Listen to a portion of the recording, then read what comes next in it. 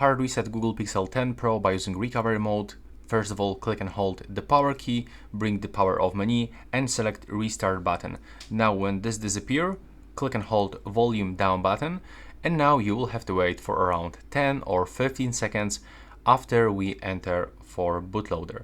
So just wait, there we go. Now you have to use volume buttons to select recovery mode. There we go. Click on the power key to enter. Now just wait for another screen. There will be that Android logo. There we go. Now click and hold the power key and quickly tap on the volume up button.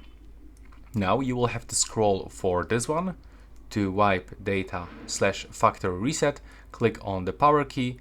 Now select factory data reset. Click on the power key.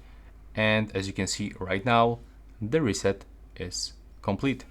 So when we select now to reboot system now, take a look, we will turn on our phone without any data. It just removes everything, photos, videos, all data, everything that you have set on this smartphone.